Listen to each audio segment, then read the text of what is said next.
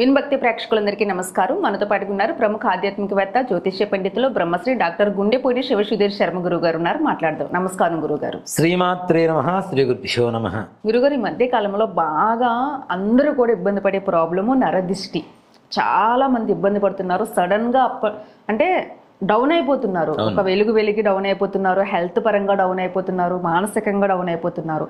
ఈ నరదిష్టి, శత్రువుల బాధలు, ఈ దిష్టి దోషాలు అంటారు కదా, అలాగే ఎవరైనా ఏదైనా ప్రయోగాలు చేశారేమో, ఎవరైనా ఏదైనా చేసేసారేమో చూడలేక.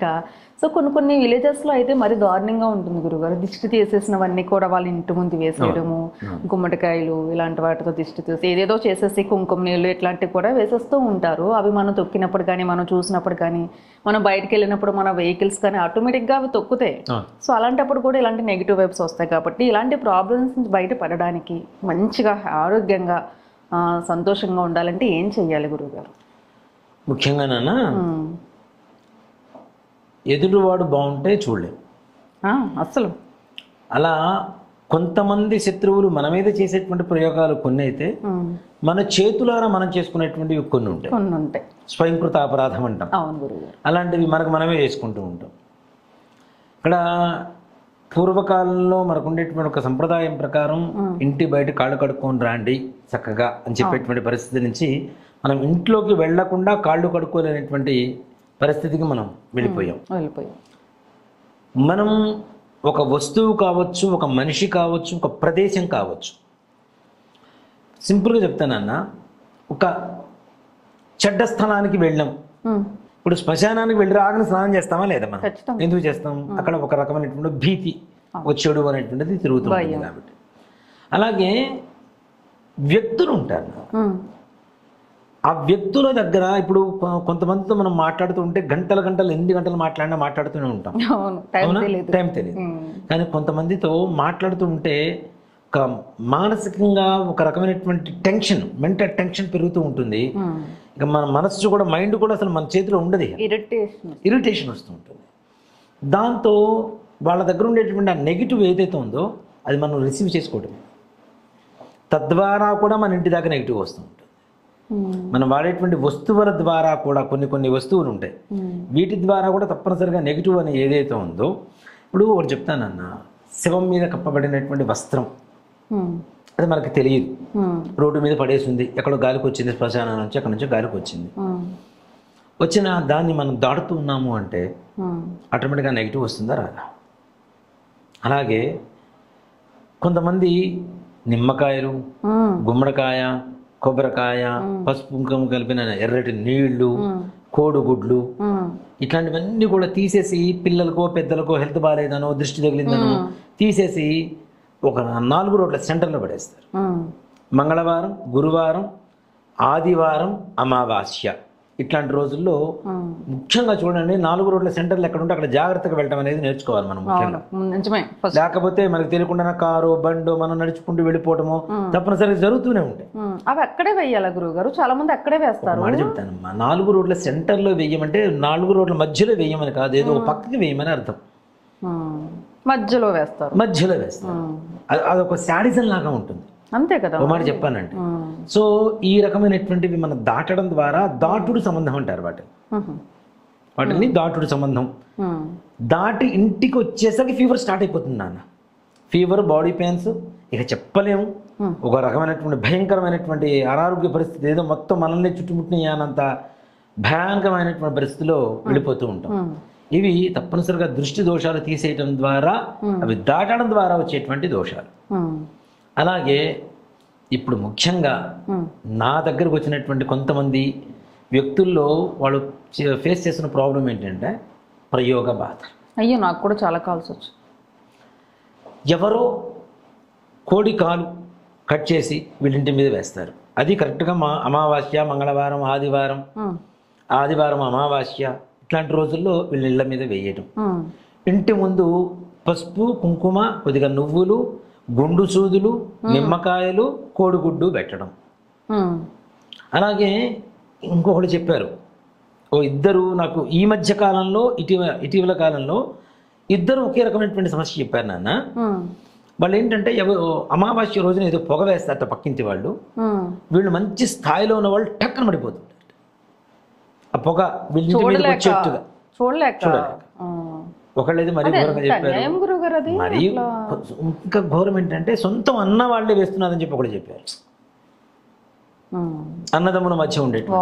తను ఇంకో అతను వచ్చాడు, ప్రతిరోజు రాత్రిపూట ఎవరు వేస్తారో మేము గమనిద్దామని కరెక్ట్గా నిద్రపోయే టైంకి టక్కన వేసేస్తున్నారు గురుగారు అని చెప్తారు. అలాగే రకరకాల ప్రయోగాలు ఉన్నాయి నాన్న. నిజంగా మాట చెప్పాలంటే అవుతాయా గురుగారు? తప్పనిసరిగా నాన్న. ఇప్పుడు దేవుడు ఉన్నాడా? దయ్యం ఉంటుంది కదా. వెలుగుంటే చీకటి, చీకటి ఉంటే వెలుగు, మంచి చెడు రెండు ఉంటాయి. కొంతమంది చితాభస్మంతో ప్రయోగాలు చేసేవాడు ఉంటారు. శ్మశానంలో ఉండే భస్మం ఉంటుంది కదా, అది తీసుకొచ్చి ప్రయోగాలు చేస్తారు. కొంతమంది బట్టలతో చేస్తుంటారు. రకరకాల ప్రయోగాలు ఉన్నాయి నాన్న. ఓ మాట చెప్పాలంటే వాటి గురించి ఎంత నీచానికైనా దిగజారేటువంటి వ్యక్తులు కొంతమంది ఉన్నారు. నిజంగా చెప్పాలి అంటే కొన్ని ప్రయోగాలు, కిరాతకమైనటువంటి ప్రయోగాలు నేను కొన్ని చోట్ల చూశాను, చదవటం చూడటం కూడా జరిగింది. ఆడవాళ్ళు ప్రథమ రజేశ్వర జరిగిన సమయంలో కట్టుకున్న వస్త్రాన్ని పంటి కింద పెట్టుకొని ప్రయోగాలు చేసేటువంటి వాళ్ళు కూడా ఉన్నారు. ఇంకా అంత మించి దరిద్రం ఏముంటుంది చెప్పండి? పక్కవాడి నాశనం కోసం ఇంత నీచానికి దిగజారాలి మనం? పక్కవాడు బాగుంటే, ఇప్పుడు నా దగ్గర 100 రూపాయలు ఉన్నాయి, పక్కవాడి దగ్గర 1000 రూపాయలు ఉన్నాయి, 400 కావాలంటే ఇస్తాడు కదా. మనము బాగుండగా పక్కవాడు బాగుండకపోతే ఎంత ఘోరంగా ఉంటుంది? అన్నదమ్ముల మధ్య ఇట్లాంటివి విభేదాలు చాలా ఉంటాయి. ఎక్కువగా ఆస్తి గొడవల్లో ముఖ్యంగా సంపాదించుకుంటున్నప్పుడు ఇలాంటి కాల్స్ చాలా రకరకాల చాలా ఉన్నాయి. వీళ్ళల్లో ఎక్కువగా ఇతర జాతుల వాళ్ళు చేస్తూ ఉంటారు ప్రయోగాలు అవి. అంతేకాకుండా ఇటీవల కాలంలో కొంచెం తెలివి మీరారు, కేరళ వెళ్ళి చేయించుకొని వస్తున్నారు. కేరళ తంత్ర ప్రయోగం అనేది మహాఘోరంగా ఉంటుంది, చాలా బలంగా ఉంటుంది. ఆ వస్తువులు తీసుకొచ్చి ఇంటి ముందు పడేయటం, అవి తెలియక తొక్కుతుంటారు.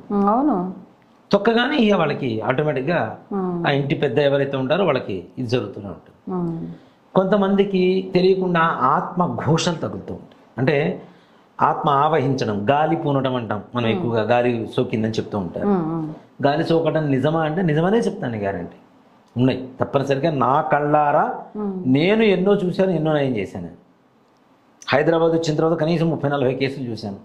నేను గుంటూరులో ఉన్నప్పుడు సొంతం మా మరదలే, ఎవరో కాదు మా మరదలే, ఒక ఊళ్ళో ఆడపిల్లలు, అప్పుడు అమ్మాయికి పెళ్లి కూడా కాలేదు, కూర్చొని అందరూ మాట్లాడుకుంటూ ఉన్నారు. ఎవరో ఒక ముస్లిం వ్యక్తి చనిపోయాడు, వాడిని తీసుకొని వెళ్తున్నారు. వాళ్ళు ఈ పిల్లలు మాట్లాడుకుంటున్న, విలేజ్లో ఆడపిల్లలు అంటే ఎట్లుంటారు, నీ మొగుడు ఎట్లాంటి వాడు కావాలి, ఇవి ఎక్కువగా ఉంటాయి. ఆ టైంలో నీకు ఎలాంటి మొగుడు కావాలి అంటే అది చచ్చినోడే నా మొగుడు అందిట, ఏదో అట్లా మాట వరుసకి నవ్వుతూ వాడు వచ్చి పట్టేసుకున్నాడు. దీనికి తెలుగు ఇదే సరిగా రాదు, ఉర్దూ మాట్లాడుతుంటుంది వచ్చినప్పుడల్లా. సరే, దానికి ఏదో హెల్త్ బాగాలేదు అని చెప్పి మా మేనమ్మ వాళ్ళు మా ఇంటికి పంపించారు. పంపిస్తే మా అమ్మ వెళ్ళింది, తీసుకొని వచ్చింది. మా ఇంట్లో నేను అప్పుడే హనుమద్ బాల పూజ అని చెప్పి ఆంజనేయ స్వామి వారికి తోకకు పూజ చేస్తారు నాన్న. 41 రోజు చాలా విశేషంగా ఉంటుంది. అది 2 మండలాలు పూర్తి చేసుకొని ఇంట్లో హనుమాన్ చాలీసా పారాయణ కోసం అని చెప్పి భజన పెట్టుకొని పూజ చేస్తున్న స్వామివారికి పెద్ద పటం పెట్టుకొని స్వామివారికి తమలపాకులు మాల వేసేసి తమలపాకులతో పూజ చేస్తున్నాం. చక్కగా సింధూర అర్చన చేస్తున్నాం. వచ్చి కూర్చుంది ఇంట్లో. కాసేపటికి నేను మామూలుగా పూజ అయిపోయి లోపల ఇక్కడ భజన జరుగుతుంది, లోపల వంటింట్లో పోయి ప్రసాదం తెద్దాం స్వామివారికి అని చెప్పి వెళ్ళేసరికి కాళ్ళు పట్టుకొని, బాబా నేను తప్పు చేశాను బాబా, నా చాలా తప్పుంది బాబా అని. నువ్వేం చేసావు నాన్న అంటే, లేదు బాబా నేను చాలా తప్పు చేశాను బాబా, తప్పు చేశాను మనం గట్టిగా వాయిస్ పెంచుతూ ఒక మగవాళ్ళ వాయిస్ వచ్చేసింది గట్టిగా, ఏమైనా అరుస్తుంది. అది ఎట్లా ఉర్దూలో మాట్లాడుతుంది. ఇంకా నాకు అర్థమైపోయింది ఏదో మొత్తానికి ప్రాబ్లం ఉంది, ఇదేంటి. పూజ అయిపోయింది. పూజ అయిపోయిన తర్వాత తీసుకెళ్ళి మాది ఆంజనేయ స్వామి వారి దేవస్థానం ఉంది గుంటూరులో, శివాలయం. ఆ గుడి ముందు కూర్చోబెట్టి శివాలయంలో తలుపులు వేసేసాం. తలుపులు వేస్తే మా చెల్లెలు బయట ఉంది.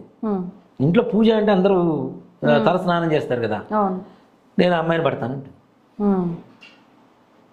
అమ్మాయి కావాలా అమ్మాయిని పడతాను అంటుంది. ఇలా కాదు అని చెప్పి లోపల కూర్చొని కాసేపు మంత్ర జపం చేసి తీర్థం ఇచ్చాను. ఆ పూటకి తగ్గింది. ఆ పూటకి తగ్గిన తర్వాత అసలు పట్టినప్పుడు అడిగా, నువ్వెవ్వరు, నీ పేరేంటి, నువ్వు ఎక్కడి నుంచి వచ్చావు, ఈ అమ్మాయి నన్నే మొగుడని ఒప్పుకుంది అందుకని నేను వచ్చాను క్లియర్గా వాడు చెప్తూనే ఉన్నాడు. అంతా దిగిన తర్వాత అసలు ఏం జరిగింది నాన్న అంటే ఈ మొత్తం క్లియర్గా చెప్పుకుంటూ వచ్చింది. ఆ అమ్మాయికి అప్పుడు ధూమావతి హోమం చేయించాను నాన్న. అమ్మవారి హోమం చేయించాం. ధూమావతి అంటే దశమహావిద్యల్లో అత్యంత శక్తివంతమైనటువంటి అమ్మవారు. భర్త లేనటువంటి స్త్రీ ఏ విధంగా అయితే ఉంటుందో ఆ విధంగా బొట్టు లేకుండా తెల్లటి చీర కట్టుకొని ముసుగు వేసుకొని ఉంటుంది. అమ్మవారి చేతిలో అంటే స్వామివారిని అడిగింది, నాకు ఆహారం ఆకలేస్తుంది, ఆహార పదార్థాలు కావాలి అంటే శివుడు నంది భృంగి ప్రమదగణాన్ని ఆహార పదార్థాలు పంపిస్తే వాళ్ళు వచ్చేసరికి ఆలస్యమైందిట. ఆ పరమేశ్వరుడే ఆహారమై అమ్మవారి ఆకలి తీర్చాడు. అక్కడ భౌతికంగా పరమేశ్వరుడు లేడు. పరమేశ్వరుని ఆహారంగా స్వీకరించినటువంటి అమ్మవారు ఎలా ఉంటుంది? బొట్టు లేదు, తెల్లడి చీర కట్టుకొని ఉంది. అక్కడ అమ్మవారు శివుడికి అంతే కదా, ఆయన శివుడి భార్య. అక్కడ అవతారం ఎలా ఉంది అంటే అమ్మవారు ధూమ్రవర్ణంలో ఆకాశవంత స్వరూపంగా అవతరించింది కాబట్టి ధూమావతి అనేటువంటి పేరుతో అమ్మవారి అవతారం జరిగింది. అమ్మవారికి వాహనం ఎవరు? కాకి వాహనం. అమ్మవారు ఆయుధం కూడా ఏమిటి? చేతిలో చాటను పట్టుకొని ఉంటుంది. చాట ఏం చేస్తాం మనం అన్నిటికీ చెరిగి వేయడానికి వాడతాం కదా. భూత ప్రేత పిశాచ బాధలు కానీ, నరఘోషలు కానీ, అలాగే దృష్టి దోషాలు కానీ, మనం దాటుడు సంబంధాలు కానీ, ఏ రకమైనటువంటి ప్రయోగాలు చేసినా, క్షుద్ర ప్రయోగాలు ఎవరు ఏ రకమైనటువంటి బుద్ధితో దుర్బుద్ధితో చేసినా అలాంటివన్నీ కూడా అమ్మవారికి మనం క్రిస్టల్ సాల్ట్తో హోమం చేస్తాం నాన్న. దొడ్డుప్పు ఉంటుంది కదా, ఆ దొడ్డుప్పుతో అమ్మవారి హోమం చేస్తాం మనం. ఆ హోమం చేసినప్పుడు అమ్మవారి చాటలో వేసి చెరిగేస్తుంది ఆ దోషాలన్నీ, ఆ బాధలన్నీ కూడాను చాటలో వేసి చెరిగి పక్కన పడేస్తుంది. హెల్త్ ప్రాబ్లమ్స్, ఇలాంటి ప్రయోగాల వల్ల హెల్త్ ప్రాబ్లమ్స్ కూడా వస్తుంటాయి. ఇక్కడ ప్రయోగం చేసేటప్పుడు కూడా వాడు ఏం చేస్తాడంటే కాలు కావంటే కాలికి, చేతి కావంటే చేతికి, నుదురు కావంటే నుదురికి, కళ్ళ కావంటే కళ్ళకి, ఎక్కడ కావంటే అక్కడ ప్రయోగం చేస్తూ ఉంటారు. పిండి బొమ్మను తయారు చేస్తారు. వీళ్ళ వస్త్రం ఒక్కడే గుర్తు పెట్టుకున్నారు అవేనా. మన ఇంట్లోంచి మన వస్త్రం ఒకటి మిస్ అయినా, మన చెప్పులు మిస్ అయినా తప్పనిసరిగా మన మీద ఎక్కడో ప్రయోగం జరగబోతుంది అనేది అర్థం. అలాగే ఇంట్లో దీపారాధన చేస్తాం. దీపారాధన చేసి సగం ఒత్తులు కాలి, నూనె సగం అట్లానే ఉంటుంది, ఆరిపోతుంది, కొండెక్కిపోతుంది. ఇది కూడా ఇంట్లో ఏదో ప్రయోగ బాధో, నరఘోషో, దాటుడు సంబంధమో ఏదో ఉందనే పరమార్థం. వీటన్ని సిగ్నల్స్ అన్నమాట. అలాగే ముష్టి వాళ్ళు మన ఇంటి ముందు ఆగరు ఎక్కడ. ఇలాంటివి ఘోష ఉన్నప్పుడు పరమేశ్వరుడే సాక్షాత్తు మనం ఆదిభిక్షువాడమని నమ్ముతూ ఉంటాం. అలాంటి వాళ్ళకు కూడా ఒక రకమైనటువంటి జ్ఞానం అనేది కలుగుతూ ఉంటుంది. అవి కూడా ఆగవు. చుట్టుపక్కల కుక్కల ఏడుపులు వినపడుతూ ఉంటాయి రాత్రిపూట. ఎక్కడైతే కుక్క ఏడుపు వినపడిందో అక్కడ ఏదో రకమైనటువంటి చుట్టుపక్కల ప్రయోగ బాధ తప్పనిసరిగా ఒకళ్ళు ఫేస్ చేస్తున్నారని చెప్పడంలో ఏమాత్రం కూడా సంశయం లేదు. అది కూడా అర్ధరాత్రి పూట అరవటం వేరు, మొరగటం వేరు.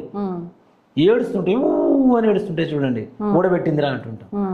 నక్క ఏడిస్తే ఎలా ఉంటుంది, నక్క అరుపు ఎలా ఉంటుంది, అలాంటి అరుపులతో కుక్కలు ఇచ్చేయటం అనేది తప్పనిసరిగా జరుగుతూ ఉంటాయి. అలాగే పిల్లులు కూడా ఇంట్లో పాలు కూడా తాగవు. ఇలాంటి ప్రయోగాలు జరిగితే అవి కూడా సంగ్రహణ శక్తి ఉంటాయి వాటికి. అంటే ఈ ఇంట్లో ఇది ఉంది, ఇది చేయకూడదు అనేటువంటి ఒక సంగ్రహణ శక్తి ఉంటుంది. పాలు తాగవు ఇంట్లో. అంటే ఇవన్నీ కూడాను మనకి సిగ్నల్స్. మన ఇంట్లో ఏదో జరుగుతుంది అని చెప్పడానికి ఒక సిగ్నల్స్ అన్నమాట. పిల్లలు మన ఛాయల్లో కూడా కనపడేవి అక్కడ, అంత ఇది. అలాగే మనం బయటికి వెళ్ళి వచ్చిన తర్వాత మన పెంపుడు కుక్క మనల్ని ఎప్పుడూ ప్రేమగా ఆప్యాయతగా చూసేటువంటిది కూడా బౌ బౌ అని అరుస్తూ ఉంటుంది. ఒక్కోసారి నీ వెనక అంటే ఒక చెడుకు సంబంధించినటువంటి ఆరా నీతో ఏదో వస్తుంది, అది గమనించుకొని చెప్పడానికి దానికి సంకేతం. వాటికి బాగా తెలుస్తాయి, కుక్కలు బాగా తెలుస్తాయి నాన్న. అవి చాలా మంచి విజ్ఞానం కలిగి ఉంటాయి కదా. సో ఇవన్నీ కూడా సిగ్నల్స్ అన్నమాట మనకి. ఇంత సింబాలిక్ గా తెలిసిన తర్వాత సడన్ గా కెరీర్ కూడా డౌన్ అయిపోద్ది కదా కంప్లీట్ నాన్న. సడన్ గా పడిపోతుంది నాన్న. ఒకటి చెప్తా, ఇప్పుడు నేనున్న పర్సనాలిటీ కూడా సన్నగా అయిపోతూ ఉంటారు. రక్తం పీల్చేస్తూ ఉంటుంది, లోపల నరాలు తప్పితే ఏవీ కనపడవు. ఆడవాళ్ళకి ఇంకో సమస్య కూడా వస్తుంది నాన్న. ఇప్పుడు ఋతుక్రమ సమస్య ప్రతి నెలసరి రావడం అనేది కామన్. కానీ ప్రతి 5 రోజులకు ఒకసారి, 6 రోజులకు ఒకసారి, 10 రోజులకు ఒకసారి ఈ రకమైనటువంటి సమస్యలు కూడా ఆడవాళ్ళలో ఎక్కువగా అవుతూ ఉంటాయి. తద్వారా వాళ్ళు బలహీన పడిపోతుంటారు కదా. బలహీనం అయిపోతే ఇంకేముంది, అయిపోయింది వాళ్ళ జీవితం మొత్తం. వివాహం లేదు, సంతానం లేదు. ఇలాంటివి కూడా తప్పనిసరిగా వీటికి సింబల్సే. ఇలాంటివి జరిగినప్పుడు ఎలాంటివి చేస్తే బాగుంటుంది ముఖ్యంగా అంటే ధూమావతి అనేటువంటి శక్తి మనం ఇందాక చెప్పుకున్నాం. అమ్మవారు అత్యంత శక్తివంతమైనటువంటి అమ్మవారు. అమ్మవారి మంత్రాన్ని కనుక మనం మిరియాలు తర్వాత ఈ దొడ్డు ఉప్పు 2 కలిపి హోమం చేస్తాము. 5 సార్లు హోమం చేయిస్తే చాలు నాన్న, 100% మళ్ళీ హెల్దీగా ఉంటారు. నేను అది కొంతమంది సాక్ష్యం కూడా ఇప్పించగలుగుతా. మనం చేసిన హోమాలకి సాక్ష్యం కూడా ఇప్పించగలుగుతా తప్పనిసరిగా. అంటే ధూమావతి హోమం చేస్తే ఎలా ఉంది అంటే వాళ్ళు చెప్పిన మాటలు నాకు ఏంటి అంటే 5 రోజులు పూర్తయిన తర్వాత గురువుగారు మా బాడీలోంచి ఏదో వెళ్ళిపోయినట్టుగా మాకు చాలా ఈజీగా తేలిగ్గా ప్రశాంతంగా ఉన్నాం అనేటువంటి ఇవి చాలా మంది చెప్తూ ఉన్నారు. సో అలానే కాకుండా ఇప్పుడు నిజంగా ఒక మాట చెప్పాలంటే నాన్న, మనం సిటీల్లో కానివ్వండి ఎక్కడైనా ఎక్కడ సమాధిలో తెలియదు, ఎక్కడ ఇల్లు కడుతున్నామో తెలియదు, ఎక్కడ వ్యాపార సంస్థలు కడుతున్నామో తెలియదు, ఉంటున్నాయి. ఒక్కోసారి తెలియకుండా వాటి మీద కట్టినటువంటి ఇల్లు కూడా కొనుక్కుంటూనే ఉంటాం. హైదరాబాద్ లో అయితే కూడా కొన్ని చోట్ల అలాంటి చోట కూడా కొంతమందికి రాత్రిపూట షాడో కనపడటం ఇట్లాంటివి కూడా జరుగుతుంటాయి. ఇలాంటి భయానకమైనటువంటి సందర్భాల్లో ఈ హోమం చేయించి ఆ భస్మాన్ని ప్రతినిత్యం ఎవరైతే ధారణ చేస్తారో, ఎవరైతే భస్మం తీసుకుని వెళ్ళి నీళ్ళల్లో కలుపుకొని ఇంట్లో చల్లుకుంటారో వాళ్ళకి సకల బాధ భయ నివారణ సంపూర్ణంగా కలుగుతుంది. ధూమావతి శత్రునాశనం, సకల శత్రు బాధలు నివారణ అవుతాయి. అలాగే మనకు ఉండేటువంటి ప్రయోగ బాధలు, దృష్టి దోషాలు, దాటుడు సంబంధాలు, ఆత్మఘోషలు, ప్రేతాత్మ ఘోషం ఉంటుంది, ఘోషలు, అలానే గాలి సంబంధించినటువంటివి. ఒక్కోసారి సమ్ టైమ్స్ మనం హోమం చేయించేటప్పుడు ఈసారి వీడియో తీసి చూపిస్తాం మీకు. ఆంజనేయ స్వామి గుడికి వచ్చినప్పుడు కానీ మన దగ్గరకు వచ్చినప్పుడు చూపిస్తాం మీకు, నేను వీడియో తీస్తాను. మనం ముట్టుకుంటే చాలు ఇట్లాంటి సౌండ్లు వస్తుంటాయి. సినిమాలోనే చూస్తుంటాం. అంతే, మనం ముట్టుకొని మంత్రం చేస్తూ ఉంటే ఇంకా వాళ్ళు తట్టుకోలేరు. అవి తట్టుకోలేక అరుపులు, ఒళ్ళు మొత్తం విరిచేసుకోవడం, ఈ రకమైనటువంటి అంటే అవి చూడటానికి కొంతవరకు భయంకరంగా ఉంటాయి. కాకపోతే ఏంటంటే అమ్మవారు మన దగ్గర ఉన్నప్పుడు మనం భయపడాల్సిన అవసరం లేదు. అమ్మవారు మనతోనే ఉంటుంది కదా, దాంట్లో అనుమానం లేదు. ఇట్లాంటి వాటికి నేను ఇంకా ఛాలెంజింగ్గా తీసుకుంటా. పక్కా మీకేంటి, మీరు అమ్మవారు ఉపాసకులు, పక్క ఛాలెంజింగ్గా తీసుకుంటా. అవతల అదా మనమా అంతే తెలిపోవాల్సిందే, అనుమానమే లేదు. అట్లాంటి పరిస్థితులు ఇప్పుడు మనం హోమం చేసేటప్పుడు కూడా మధ్యకాలం బాగా ఎక్కువైనా, పూర్వం ఎప్పుడూ ఉండేవి అంట, ఈ మధ్యకాలంలో ఆచరణలోకి వస్తున్నాయి. సింపుల్ గా ఒక మాట చెప్తానన్న, మనకి ఎక్కువగా తెలంగాణలో 2 పేర్లు ఉంటాయి, వ్యవహారనామం, జన్మనామం. అవునా? జన్మనామం నక్షత్రం ప్రకారం వచ్చిన జన్మనామం ఎవ్వరికీ చెప్పరు, వ్యవహారనామం మాత్రమే చెప్తారు అందరికి. ఎందుకు అంటే ముఖ్యంగా ప్రయోగాలు చేసేటువంటి వాళ్ళకి ఎప్పుడైతే జన్మనామం తెలుస్తుందో, జన్మ రాశి తెలుస్తుంది, వీళ్ళ గ్రహస్థితి ఎప్పుడు వీక్గా ఉంటుందో తెలుస్తుంది. గ్రహస్థితి వీక్గా ఉన్నప్పుడు వాడిని దెబ్బ కొట్టడం ఎంతసేపు? లావుగా ఉన్నవాడిని 10 దెబ్బలు కొడితే కానీ కింద పడ్డు, 10 దెబ్బలు కొట్టేంత ఓపిక వాడికి లేదు. అవునా? వీడు ఎప్పుడు వీక్గా ఉంటాడు, సన్నగా ఉన్నవాడిని ఒక దెబ్బ కొడితే కింద పడిపోతాడు కదా. ఎప్పుడైతే గ్రహస్థితి వీక్గా ఉంటుందో అప్పుడు చూసి కొడతారు కరెక్ట్గా, వాళ్ళకి వర్కౌట్ అవుతుంది, వీళ్ళకి కంప్లీట్గా ప్రాబ్లమ్స్లో ఇరుక్కుపోతూ ఉంటారు.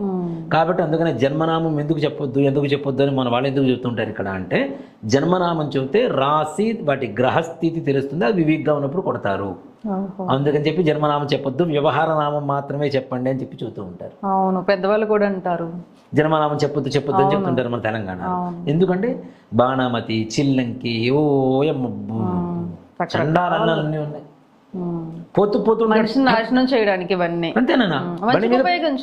బండి మీద పోతూనే ఉంటాడు, టక్కన కింద పడిపోయి కాలు ఇరిగిపోతుంది.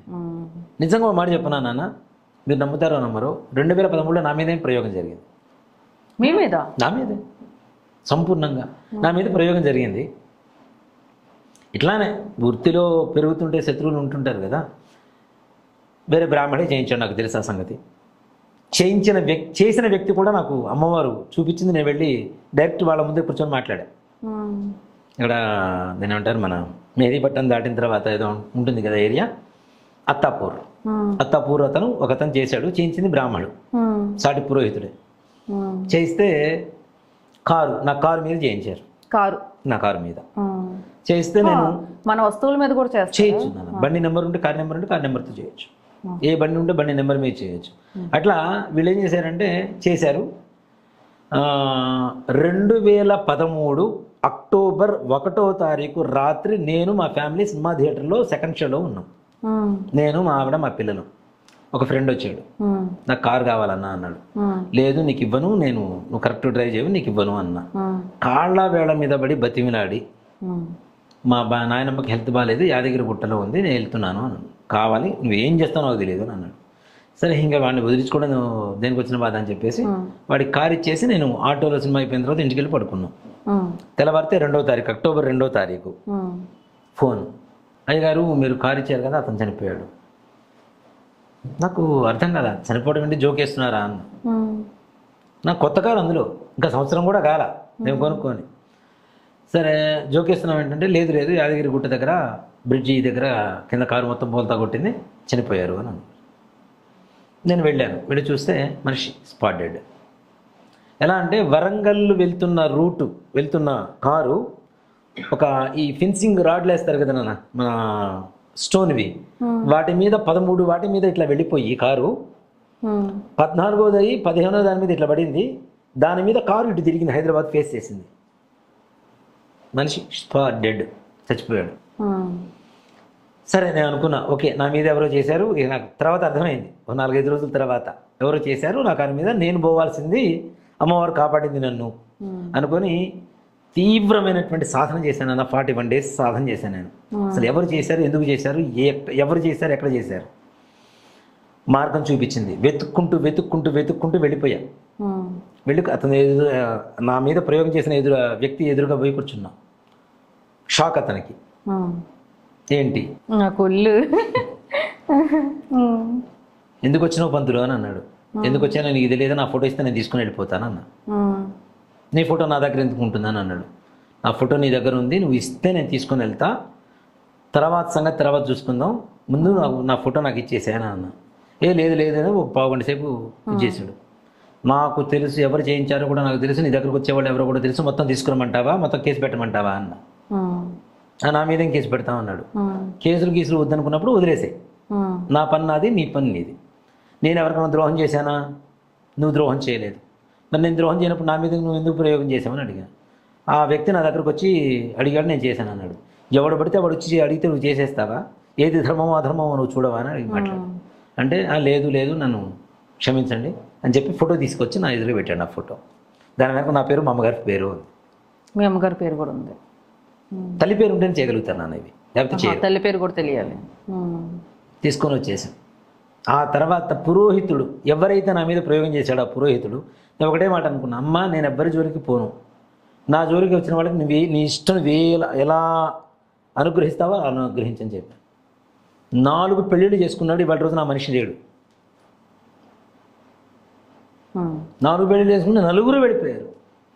చివరికి మనిషికి పిచ్చెక్కిస్తే రోడ్ల మీద పడ్డాడు ఇవాళ రోజు. మరి ఎదుటివాడి మీద అంత దుర్మార్గం, ఉపకారం లేకుండా, నేనేమన్నా నీకేమన్నా తప్పు చేస్తే నేనేమన్నా శిక్షించాను, నీకేమన్నా నష్టం చేశాను, నీకు పొట్టగొట్టానంటే నువ్వు అనుకోవచ్చు. వాడికి ఏంటి అంతసేపటికి, నువ్వు బాగుపడుతున్నావు, నీకు మంచిగా కార్యక్రమాలు వస్తున్నాయి, నీ దగ్గర జనాలు వస్తున్నారు, నా దగ్గరికి రావటం లేదు, ఇది ఒకటే బా. కష్టపడి ఎదగడం కూడా ప్రాబ్లమే మనుషులకి. అందుకనే ప్రత్యంగిర అమ్మవారిని కూడా నేను ఎందుకు గట్టిగా నమ్ముతానంటేనమ్మా, ప్రతిపక్ష భయకరి ప్రత్యక్ష శుభకరి అనేటువంటి ఒక పదం ఉంటుంది. శత్రువుకి భయాన్ని మనకు శుభాన్ని కలిగజేసేటువంటి దేవతే ప్రత్యంగిర అమ్మవారని. మరి ఏం చేసింది,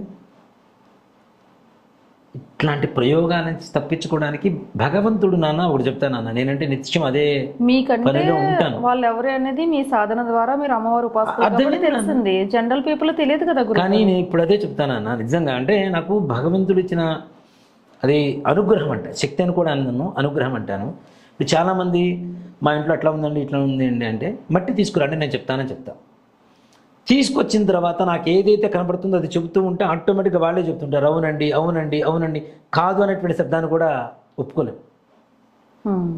మీ ఇంట్లో ఫలానా చోట ఈ ప్రదేశంలో ఇట్లాంటివి ఏమైనా బూడ్చారు, ఇలాంటి బావి బూడ్చిపెట్టారు, లేదు ఈ అంతకుముందు ఇక్కడ ఒకళ్ళు ఊరేసుకొని చనిపోయారు, ఇలా అగ్ని ప్రమాదంలో చనిపోయారు, ఇలా సూసైడ్ చేసుకున్నారు, ఇది పరిస్థితులు అంటే స్పష్టంగా మట్టి పట్టుకున్నా కూడా మనకు అర్థమైపోతుంటుంది నాన్న. అది కేవలం అమ్మవారు ఇచ్చిన అనుగ్రహం అనే చెప్తా సంపూర్ణంగా. అది ఫోటో కానివ్వండి, నాకు ఫోటో అంటే ఇప్పుడు ఎవరికన్నా కొంతమంది ఉంటారు, అసలు వీడి పరిస్థితి ఏంటి, మనకి అమ్మవారు ఇండికేషన్స్ ఇస్తుంటుంది నాన్న. మన ఫోటో కానీ మట్టి కానీ పట్టుకున్నప్పుడు ఇండికేషన్స్ ఇస్తుంటుంది. అవి మనం ఎలా అనాలిసిస్ చేసుకుంటామనేది మనలో ఉండాలి. ఆ శక్తిని మనం సంపాదించుకోవాలి. ఇదంతా కూడా అమ్మవారి అనుగ్రహం చెబుతాను. కాబట్టి ఎవరైనా సరే చెప్పడం అని కాదు, భయపడాల్సిన అవసరం లేదు. ఇలాంటి వాటి అన్నిటికీ ప్రతి రోగానికి ఒక మందు ఉంటుంది, ప్రతి సమస్యకు ఒక పరిష్కారం ఉంటుంది, ప్రతి బాధకు ఒక నివారణ ఉంటుంది. అదే ధూమావతి అమ్మవారు. తప్పనిసరిగా ధూమావతి అమ్మవారి హోమాన్ని ఒక 5 సార్లు చేయించగలిగితే ఆటోమేటిక్ పరిగెత్తుకుంటూ వెళ్ళిపోవాల్సిందే. ఎలాంటి భూతగణాలైనా భూత బాధలైనా సరే ప్రాణం తీసే ప్రయోగాలు కూడా ఉన్నాయి. అయితే చాలా నేను చెప్తాను కదా, నేనే ఫేస్ చేశాను. మీరే ఫేస్ చేస్తారంటే మీ మీదే, అంటే మీరు అమ్మవారు ఉపాసకులు కాబట్టి తప్పింది, లేకపోతే ఆ కారుతో పాటు నేను పోవాల్సిన వాడిని కదా. అయ్యో, ఆయన దగ్గర పోయి కూర్చున్న తర్వాత కారుతో పాటు పోలేదా అన్నాడు. ఒకటే మాట ఆయన. అవతల వ్యక్తి ముస్లిం, మళ్ళీ వాళ్ళు గట్టిగా చేశారు నా మీద. కానీ అమ్మవారి అనుగ్రహం ఉంది. సాటి పురోహితులే మళ్ళీ అమ్మవారి అనుగ్రహం నాన్న, అంతే. ఆమె అనుగ్రహం ఉంటే వీళ్ళందరూ ఏముంది నాన్న, అవునా? అంతే. వీళ్ళందరూ నిజంగా మన స్ట్రెంత్ ఏంటో తెలిస్తే ఇప్పుడు నాకు వచ్చిన నవ్వే వస్తుంది. నిజంగా మన స్ట్రెంత్ అనేది తెలిసినప్పుడు ఏముందిలే నవ్వుకుంటాం అంతే. అల్టిమేట్ గా అమ్మవారి అనుగ్రహం ఎవరికైనా పరిపూర్ణంగా ఉంటుంది. మనం నిజాయితీగా మన పని మనం చేసుకున్నప్పుడు ఏది ఏమీ చేయలేదు. కాబట్టి స్ట్రగుల్స్ వస్తాయి, అది ఎందువల్ల వస్తుందో దాన్ని తగ్గట్టుగా నివారణ చేసుకోవాలి. మనం చెప్పడం కూడా నాన్న, ధూమావతి హోమానికి వచ్చేటప్పుడు ఈ ఉప్పు దొడుపు ఉంటుంది కదా, అది కూడాను వాళ్ళు పడుకున్న మంచం కింద భూమి మీద పెట్టేసి మరుసటి రోజు తీసుకురమ్మని చెప్తా. రాత్రంతా అక్కడ పెట్టేసి తీసుకురమ్మని చెప్తా. వాటితో పాటు అక్కడ ఉండేవన్నీ కూడా పరిగెత్తుకుంటూ రావాల్సిందే, దాంట్లో పడాల్సిందే, అగ్నికి ఆహుతి కావాల్సిందే, అనుమానమే లేదు. సూపర్. నిజంగా ఇలాంటి ప్రాబ్లమ్స్ తో ఫేస్ చేసిన వాళ్ళందరికీ ఇది మంచి వీడియో అవుతుంది గురుగారు. మానసికంగా ధైర్యం వస్తుంది. ఈ మధ్య కాలంలో ఇవన్నీ ఆచరణలోకి వస్తున్నాయి, కనిపించకుండా. పూర్వం ఎప్పుడో ఉండే మక్కాని మధ్య మళ్ళీ వస్తుంది, మరలా పెరిగింది, విపరీతంగా పెరిగింది. వైషమ్యాలు పెరిగినాయి, జలస్ పెరిగింది. దానివల్ల ఎక్కువ శత్రువులు తయారైపోతున్నారు. ఏం లేదు, అన్నదమ్ములు లేకపోతే ఆస్తి మొత్తం నాదే కదా అనుకుంటున్నాడు వీడు. అవును, వాళ్ళని నాశనం చేయాలి. డబ్బు ఒకటే ప్రధానం, ఇంకేం లేదు. అంతే, డబ్బే ప్రధానంగా అవుతుంది. ఆ డబ్బు మీద పిచ్చితో ఇలాంటివన్నీ నేర్చుకుంటున్నారు, చేస్తున్నారు. చాలా మంది గురుగారు విజయవాడ, ముఖ్యంగా వైజాగ్, ఆ రెండు కాదు అన్ని చోట్ల నుంచి మనకి కాల్స్ వస్తున్నాయి. బెంగళూరు, కర్ణాటక, ఏపీ, ఇంక రాలేని కాల్స్ అంటూ ఉండట్లేదు, మనం అటెంప్ట్ చేయలేకపోతున్నాము. మొన్న మధ్య కూడా కాల్స్ చేశారు నన్ను. ఇటువైపు కూడా చిత్తూరు, కడప, ప్రకాశం జిల్లా, తిరుపతి, ఇటువైపు నుంచి బెంగళూరు, ఇక్కడ నుంచి కూడా చాలా మంది శ్రీకాకుళం, మీరు ఎప్పుడు వస్తారు అడుగుతున్నారు. ఎలాగో రేపు వైజాగ్ మీరు వెళ్తున్నారు కాబట్టి అక్కడ చుట్టుపక్కల ఎవరైనా ఉంటే వాళ్ళకి అవకాశం ఇద్దామని అడుగుతున్నాను నేను. తప్పనిసరిగా నాన్న. 18వ తారీఖు బయలుదేరుతున్నాం. రేపు మీకు ఏదో ఓపెనింగ్ కూడా ఉంది. నాకు విజయవాడలో దర్శనం చేసుకున్న అమ్మవారిని 17వ తారీఖు, 18వ తారీఖు, 19వ తారీఖు విజయవాడలో కార్యక్రమం ఉంది. అక్కడే ఉంటాను. ఉదయం 10:30 కల్లా కార్యక్రమాలు మొత్తం పూర్తవుతాయి. కాబట్టి 10:30 నుంచి ఎవరైనా విజయవాడ కానీ, విజయవాడ చుట్టుపక్కల వాళ్ళు కానీ, గుంటూరు వాళ్ళు కూడా, గుంటూరు కూడా చాలా దగ్గర నాన్న. అవును, ఎంత జస్ట్ 30 కిలోమీటర్స్. ఎంతమంది మా ఊరే అంటున్నారు. సో అక్కడ వాళ్ళు కానీ ఎవరైనా విజయవాడలో తప్పనిసరిగా కలవడానికి అవకాశం ఇద్దాం. ఒక 2 days ఉంటారా గురుగారు? లేదు నాన్న, 19 విజయవాడలో ఉంటాను. 20 మరలా వైజాగ్ లో కార్యక్రమం ఉంది. కాబట్టి 20, 21 మధ్యాహ్నం వరకు మనం వైజాగ్ లో ఉంటాం. కాబట్టి వైజాగ్ లో 20, 21 ఎవరైనా కలవాలి అనుకున్న వాళ్ళు 19వ తారీఖు విజయవాడ, 20, 21 వైజాగ్ లో కలవాలనుకునేటువంటి వాళ్ళు ముందుగా నమోదు చేసుకుంటే తప్పనిసరిగా వాళ్ళు కలవడానికి అడ్రస్ అవి కూడా ఇస్తాను నేను. అక్కడ చూసుకోవాలి గురుగారు, ఎవరన్నా మిమ్మల్ని కలవాలి. ముందుగా కాల్ చేసి మన స్క్రీన్ మీద కనబడుతున్న నెంబర్ కి ఫలానా మేము వస్తాము. కాకపోతే ఇక్కడ ఇంకోటి కూడా చెప్తున్నాను అన్న, ఇబ్బందికరమైనటువంటి వాతావరణం ఏంటంటే, ఓకే ఎవరికైనా తపన ఉంటుంది, దాంట్లో నేను కాదని చెప్పాను. ఒకళ్ళు వచ్చి ఒక కుటుంబంలో అందరి జాతకాలు చూపించాలి అంటే కూడా నాకు ఇన్ని జాతకాలు ఉన్నాయని చెప్పి ముందుగా నమోదు చేసుకుంటే బాగుంటుంది. దాన్ని బట్టి మిగిలిన వాళ్ళ సమయం ఇవ్వడం బాగుంటుంది. అందరినీ ఒకే సమయానికి రమ్మని చెప్పి కూర్చోబెట్టి వెయిట్ చేస్తే అది కరెక్ట్ కాదు కదా.